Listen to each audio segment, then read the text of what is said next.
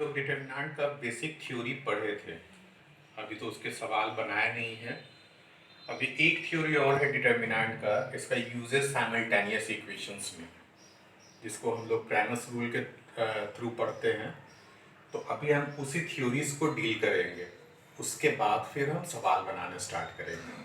क्योंकि ये बड़ा आसान सा थ्योरीज है जो कि आईआईटी और जेईई मेन में लगातार इससे सवाल आते रहते हैं। लगातार हर साल एक आध सवाल या अल्टरनेट सवाल साल एक आध सवाल पूछता ही है।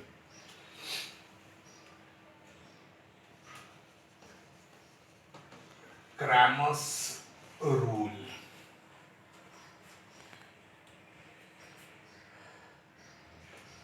let a system of simultaneous linear equations। देखिए, आप लोग 9th-10th में भी इसके बारे में पढ़े थे और उसका नाम उस समय क्रॉस मल्टीप्लिकेशन दिया हुआ था और हिंदी में ब्रज गुणन करके एक मेथड था इक्वेशन सॉल्व करने के लिए। और उसमें आपको सिखाया गया था कि जितना वेरिएबल होता है ना, उतना ही लिनियर इक्वेशंस होने चाहिए उसको सॉल्व होने के लिए। तो वो दो वेरिएबल में आप लोग पढ़े थे 9th-10th में, हम 3 वेरिएबल में इसको डील करेंगे। तो एक सिस्टम ऑफ इक्वेशंस डिस्कस कर रहे हैं।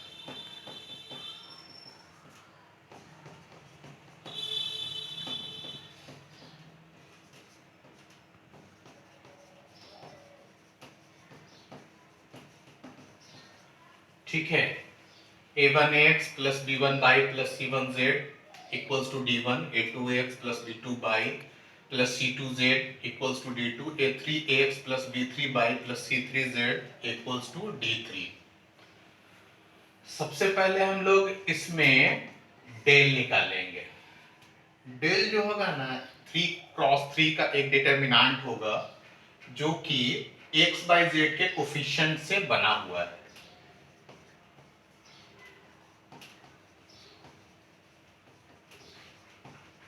इक्वेशन सॉल्व होगा कि नहीं होगा, इसका सबसे पहला शर्त यही है कि ये जीरो नहीं होना चाहिए। D1 डेल वन में हम लोग जो x का कोफिशिएंट है उसके जगह पे वो कांस्टेंट टर्म लिखेंगे D1 D2 D3, तो बाकी सब जस्ट का 10।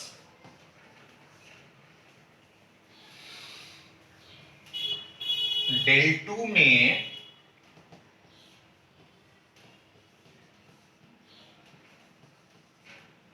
b के जगह पे हम लोग को लिखना है D1 D2 D3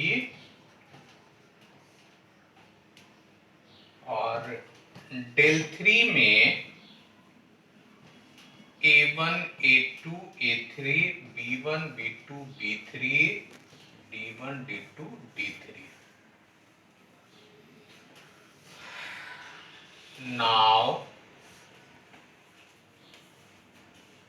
चूंकि डेल वन में D1 D2 D3 B1 B2 B3 C1 C2 C3 है।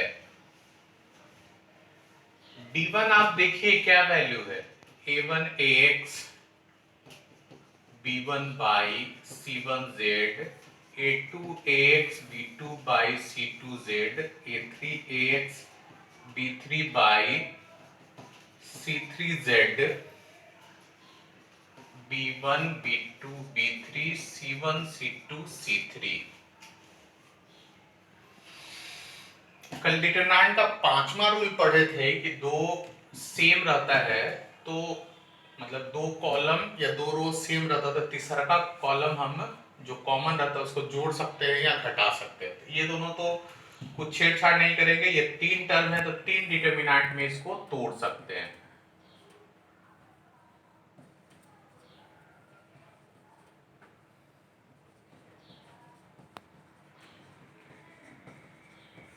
ठीक है,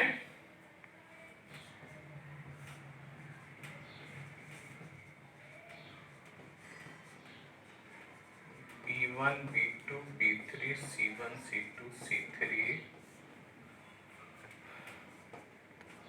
C1Z C2Z C3Z B1 B2 B3 C1 C2 C3। यहाँ बात समझने का कोशिश कीजिए।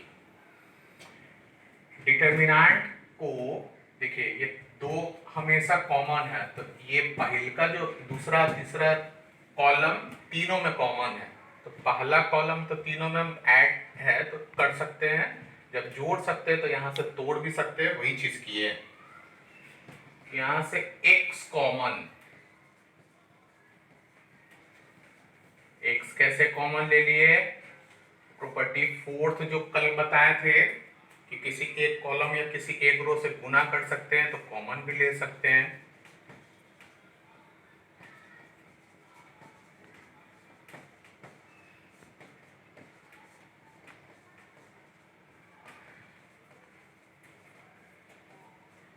ठीक है, ये हो गया x इंटू डेल्टा, डेल्टा ये हो गया 0। क्यों? प्रॉपर्टी थर्ड शायद बताए थे कि दो कॉलम या दो रो सेम होता है तो उसका मान 0 हो जाता है। कॉलम 1 और कॉलम 2 देखिए सेम है, और यहां भी वही हो गया, कॉलम 1 और कॉलम 3 सेम हो गया, 0 डेल 1। इसलिए x का मान डेल 1 बटा डेल होगा, और सिमिलरली y का मान डेल 2 बटा डेल होगा, और z का मान डेल 3 बटा डेल होगा। ये डायरेक्ट आपको इतना करने का जरूरत नहीं है, यहाँ इक्वेशंस में आप ये तीनों निकालिए। हम तो आपको ये बता दिए कि आखिर ऐसा क्यों होता है, इसलिए हम ये 2-4 लाइन हम एक्स्ट्रा आपको बता दिए।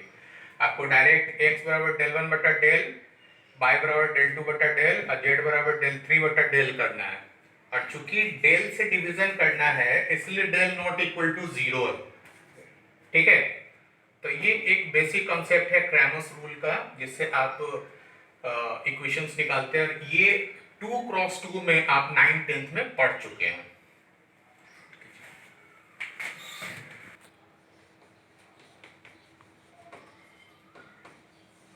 Properties of Cramer's rule. अभी आपको बताएं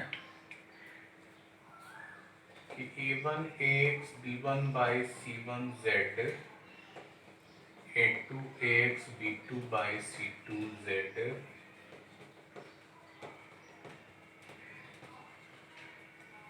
आपको बताएं डेल इक्वल्स टू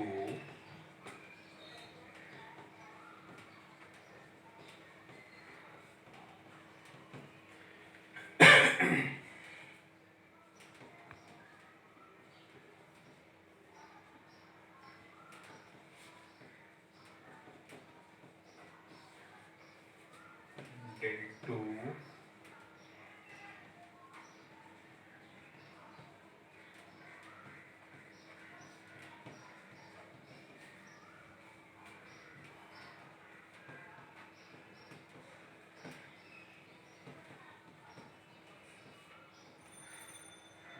ठीक है।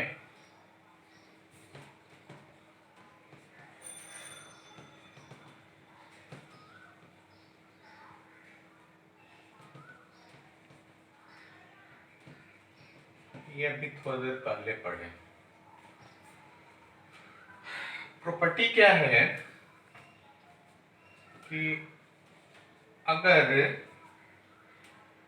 Del is not equal to 0 then system of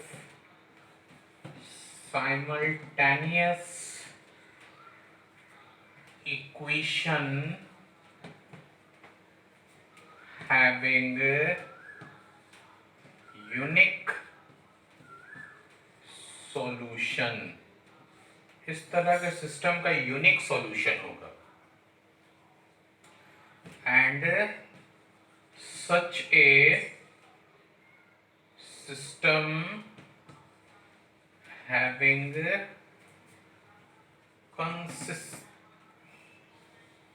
such a system called consistent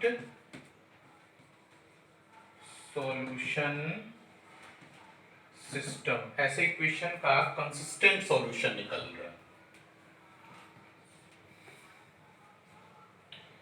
अगर डेल नॉट इक्वल टू 0 है और del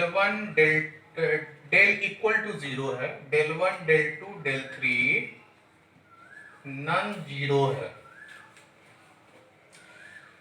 then equation having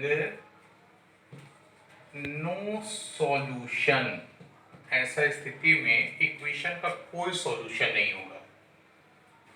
such a system is called inconsistent.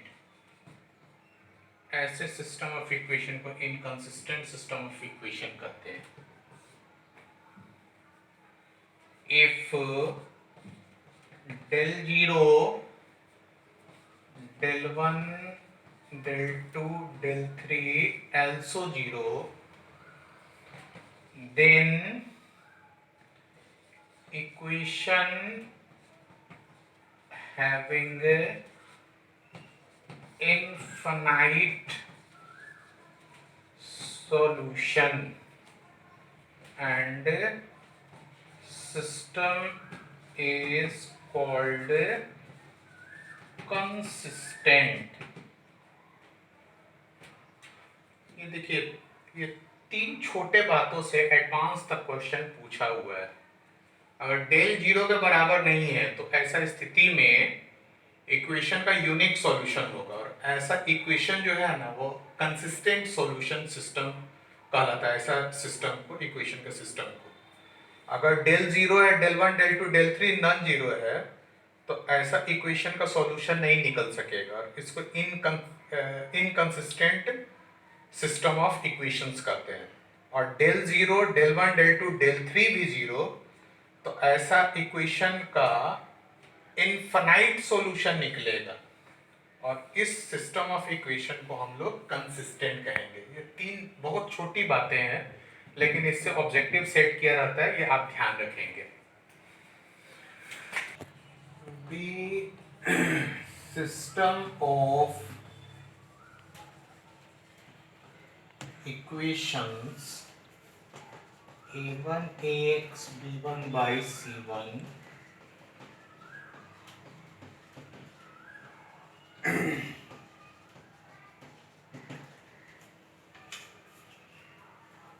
is consistent। यहाँ ध्यान देने का बात है कि ये सिर्फ 2 ही वेरिएबल का इक्वेशन है।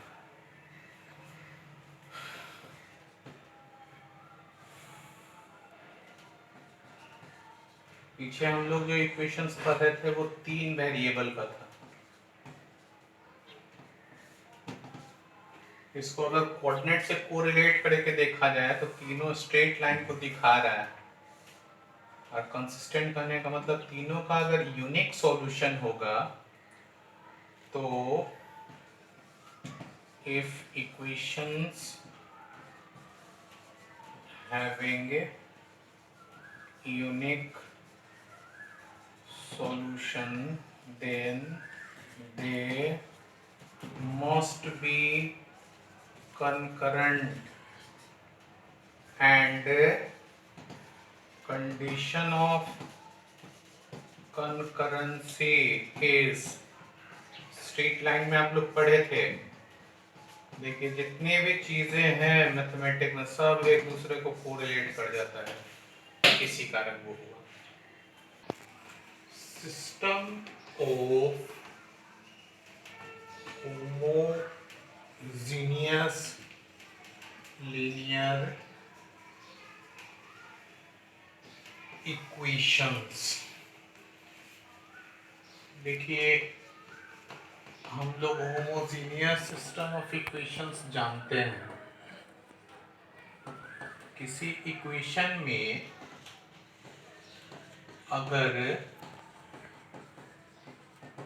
जितने भी वेरिएबल टर्म्स है सबके पावर सेम हो तो उसको होमोजेनियस सिस्टम ऑफ इक्वेशन कहते हैं। जैसे x का पावर 1, y का पावर 1, z का पावर 1, तीन टर्म तीनों में उसी तरीके से कांस्टेंट टर्म रहता तो वो होमोजेनियस नहीं हो पाता क्योंकि कांस्टेंट का पावर 0 हो जाता है। वेरिएबल उसमें नहीं रहता तो वेरिएबल का पावर उसमें 0 हो जाता है, इसलिए homogeneous system of linear equation ये हो गया। ठीक है, this system of equation having an obvious solution, ये को तो एकदम निश्चित रूप से एक सॉल्यूशन हो जाएगा, वो हो जाएगा 0 0 0 is definitely a solution of the system of equation, क्योंकि 0 0 0 तीनों को सेटिस्फाई कर रहा है।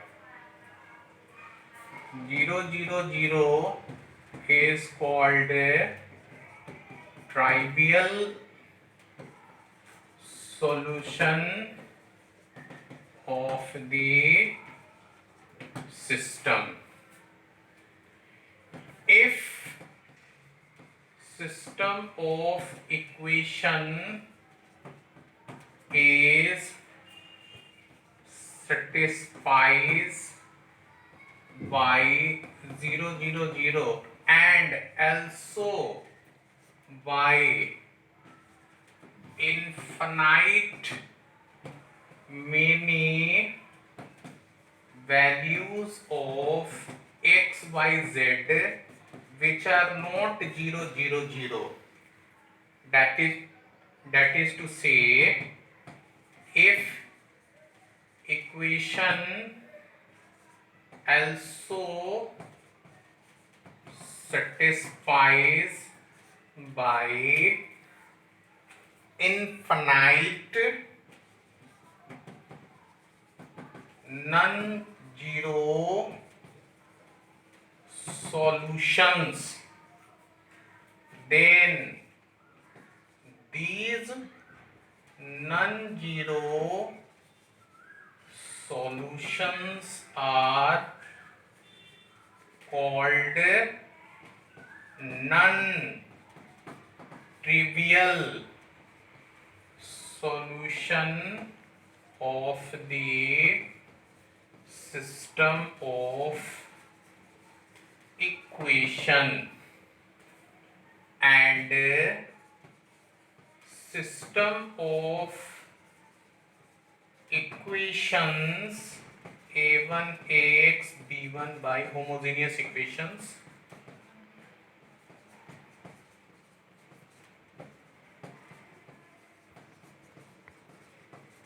having non-trivial solution if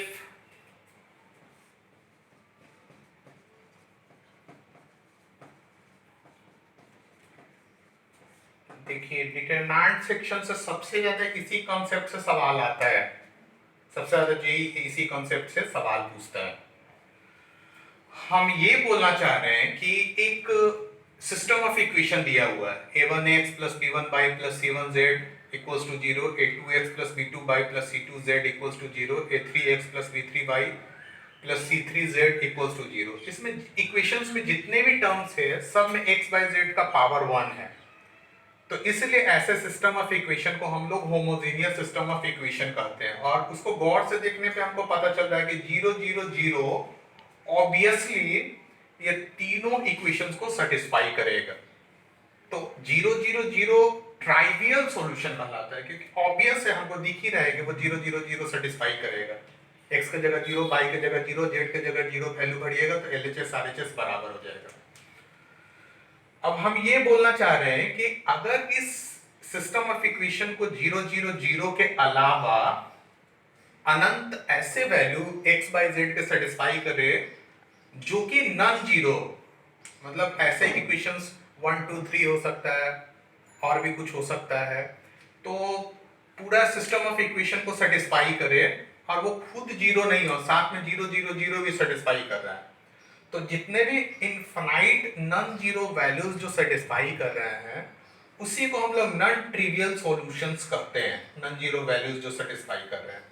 और किसी इक्वेशन, होमोजेनियस इक्वेशन का, सिस्टम ऑफ इक्वेशन का नॉन ट्रिवियल सॉल्यूशन तभी होगा जब उसका डेल का मान जीरो हो जाए, यानी a1 a2 a3 b1 b2 b3 c1 c2 c3, यानी ट्रिवियल सॉल्यूशन क्या हो गया, जीरो जीरो जीरो।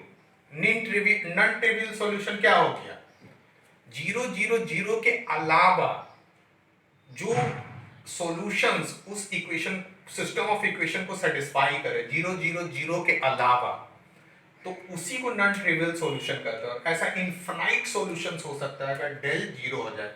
और इसमें इक्वेशंस में पूछता क्या है कि एक system of equations, homogeneous equation दिया रहता है और आपसे पूछ देगा कि ये equation having non trivial solution, और उसमें के या कोई वेरिएबल्स वगैरह लगाया रहेगा, तो आप डेल जीरो कीजिएगा तो तुरंत सॉल्यूशन आ जाएगा। यानी कि बहुत छोटा सा बात पे ये सवाल पूछा रहता है। देखिए एक सिस्टम ऑफ इक्वेशन है, x plus y plus z equals to 6, x minus y plus z equals to 2, 2x minus y plus 3z equals to 9। इसको एग्जाम्पल मानिए, हम एक और सवाल आपको सिखा देते हैं कि कैसे क्रैमर्स रूल यूज करते हैं। सबसे पहले हम लोग डेल निकालेंगे, 1 1 2 1 माइनस 1 1 1 3, ये निकालेंगे। हमको ये देख लेना जरूरी है कहीं ये तो जीरो नहीं आ रहा है, तो 1 इसको ढकेंगे कितना हो जाएगा, माइनस 1 1 3, इसको ढकेंगे कितना हो जाएगा 1 2 1 3, इसको ढकेंगे कितना हो जाएगा 1 2 minus 3 plus 1 3 minus 2 minus 2 minus 1 plus 1 minus 2 हो गया। अब हम लोग डेल वन निकालेंगे, डेल वन में 6 2 9 हो जाएगा, 1 माइनस 1 माइनस 1 1 1 3 हो जाएगा। अब इसको अगर निकालेंगे 6 माइनस 1 माइनस 1 1 3, फिर कितना 2 9, इसको ढकेंगे 1 3, इसको ढकेंगे माइनस 3 माइनस माइनस प्लस, तो अच्छा गुना होगा, बीच में माइनस है इसलिए प्लस हो जाएगा, 6 9 माइनस 2 प्लस 9 माइनस 12 प्लस 3 और प्लस 7 माइनस 2। डेल टू कितना हो जाएगा, डेल टू 1 1 2 6 2 9 1 1 3। यहाँ समझिए x वाला कोफिशिएंट z वाला कोफिशिएंट बीच में d1 d2 d3, ठीक है। इसके लिए अब इसको सॉल्व करेंगे, 1 2 9 1 3 6, इसको ढकेंगे 1 2 1 3, इसको ढकेंगे 1 2 2 9, 6 माइनस 9 3 9 माइनस 4 माइनस 3 -6 और ये कितना हो जाएगा 5, ये हो गया -4। del 3 1 1 2 1 -1 -1 6 2 9। फिर से वही चीज कीजिए, 1 इसको ढकिए, -1 2 9 इसको ढकिए, 1 2 2 9 इसको ढकिए, 1 2 -1 -1 -9 + 2 9 -4 -1 + 2 -7 -5 + 6 -6। ठीक है, ये तो 0 नहीं था, आप लोग लाइट बंद कर दो। 0 नहीं था तो यहाँ लिख देंगे equation having unique solution. x बराबर del 1 बटा del -2 -2 1, del 2 बटा del -4 -2 2, del 3 बटा del -6 -2 3, यानी x1/2 z3। देखिए काफी आसान है ये, नोट कीजिए। आपसे सवाल में बोल रहे हैं, for what value of k the following system of equations having non trivial solution and also find those solutions. ठीक है, given system of homogeneous linear equations 3x/4z x2/3z 6x5/kz, since system of equations having non-trivial solution। आपको theory में क्या बताया, non trivial solution होगा तो उसका determinant कितना होना चाहिए, कोफिशिएंट का डिटर्मिनेंट 0 होना चाहिए।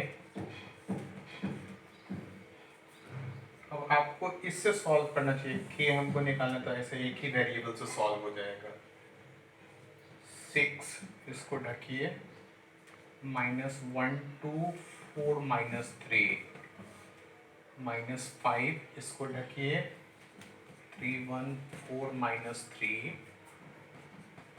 और k इसको ढकिए, 3 1 -1 2 6 3 -8 -9 -4 6 + 1 -30 और ये कितना हो जाएगा +65 7k 7k 35 -35 k बराबर -5।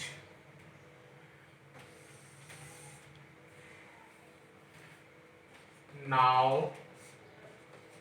system of equation became 3x/4z x plus 2/-3z 6x 5/-5z। हमको क्या करना चाहिए, let z equals to t। देखिए यहाँ आप आजाद है, आप z को भी t मान सकते हैं, y को भी t मान सकते हैं, x को भी t मान सकते हैं, किसी एक को आप t मानना है। हम यहाँ z को t माने, आप y और x किसी को भी मान सकते हैं। तो ऐसा इक्वेशन में नाउ फ्रॉम 1 एंड 2, 1 और 2 से 3x minus by minus 40 x plus 2 y 3t, z के जगह t रखने पे ये हम लोग के पास फोर्थ और फिफ्थ इक्वेशन आ गया। फोर्थ को 2 से गुना करके फिफ्थ जोड़िए, 6x2 y minus 8t x plus 2 y 3t। अगर आप जोड़ेंगे 7x माइनस 5t x बराबर माइनस 5t बाई 7। नाउ हमको बाई चाहिए, यानी 3x minus 5 minus 4t y equals to 3x 4t, 3 माइनस 5t 7, 4t 15t 28t 7, ये हो गया 13t बाई 7। उस हिसाब से x बाई जेड हो जाएगा x का मान माइनस 5t बाई 7 बाई का z का t, जहाँ t कोई भी रियल नंबर हो सकता है। जैसे t बराबर अगर 1 वैल्यू भरते हैं तो x बाई जेड क्या हो जाएगा, माइनस 5 बाई 7, 13 बाई 7, 1, t बराबर 2 वैल्यू भरते हैं।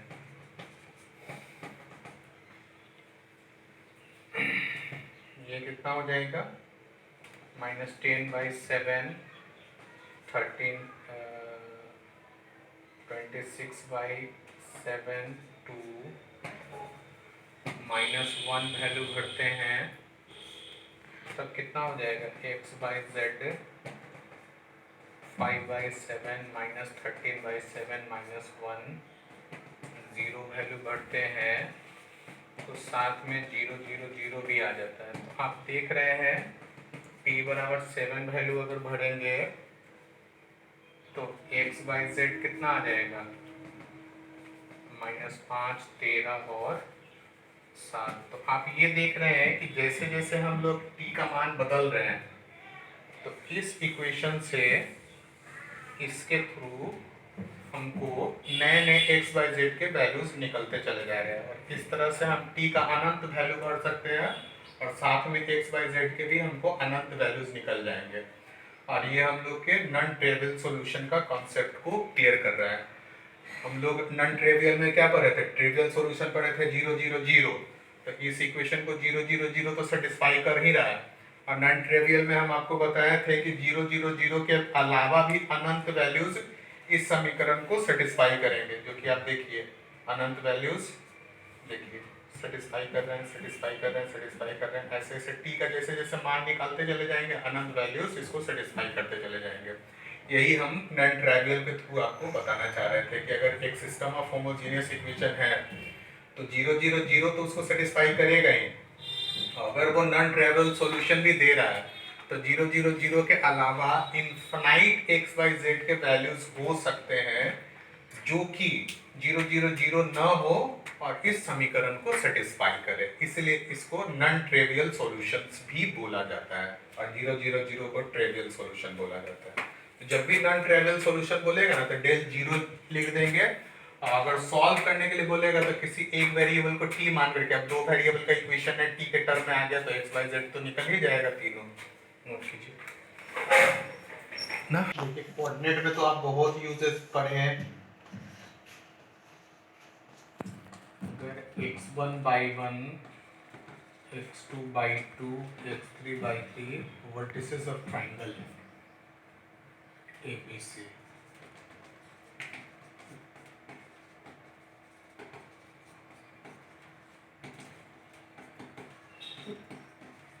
Vertices of triangle ABC है। तो एरिया ऑफ ट्राइंगल ABC तो पहला ही बार में पढ़े थे हम शुरू में ही, x2/2 x3/3 ABC are collinear. आपको क्या बताए थे?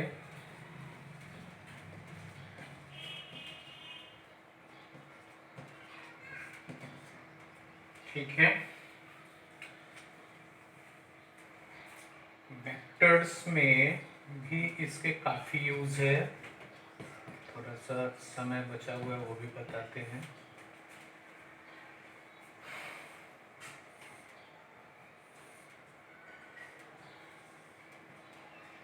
देखिए ये जो आकृति है इसको पैरेललोपाइड बोलते हैं। पैरेललोपाइड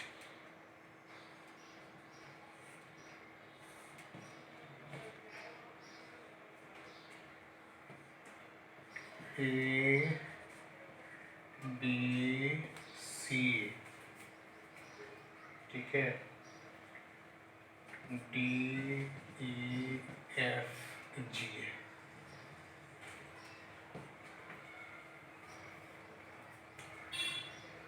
इफ A वेक्टर बराबर A1I B1J C1K A2I B2J C2K A3I B3J C3K are को टर्मिनस एजेज ऑफ पैरेललोपाइड। को टर्मिनस का मतलब क्या हुआ? एक ही टर्मिनल से निकलने वाला, ये 3 एज, ये को टर्मिनस एजेस है।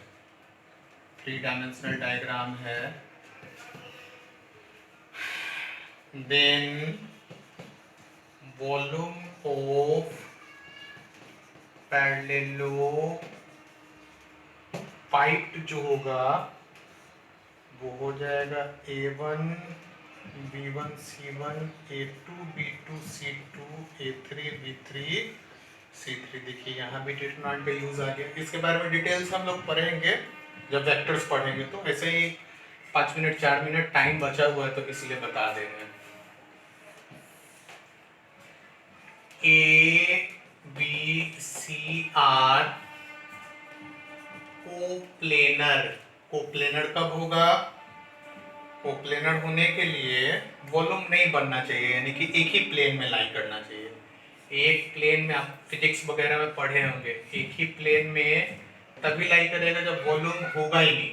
ठीक है, तो ऐसा स्थिति में A1 B1 C1 A2 B2 C2 A3 B3 C3 0। ठीक है, मतलब वॉल्यूम नहीं बनेगा तो कोप्लेनर हो जाएगा। और ABC are non coplanar if A1 B1 C1 A2 B2 C2 A3 B3 C3 not equal to 0। Note कर लीजिए। इसके बारे में डिटेल से हम लोग पढ़ेंगे जब वेक्टर्स पढ़ाएंगे आपको। तो हम लोग आज देखें कि डिटरमिनेंट से हम लोग इक्वेशंस कैसे सॉल्व कर सकते थे, जो कि क्रैमर्स रूल में हम लोग पढ़े हैं। एट द सेम टाइम ये एरियाज निकाला तो आप लोग जानते ही थे, कोप्लेनैरिटी भी जानते थे।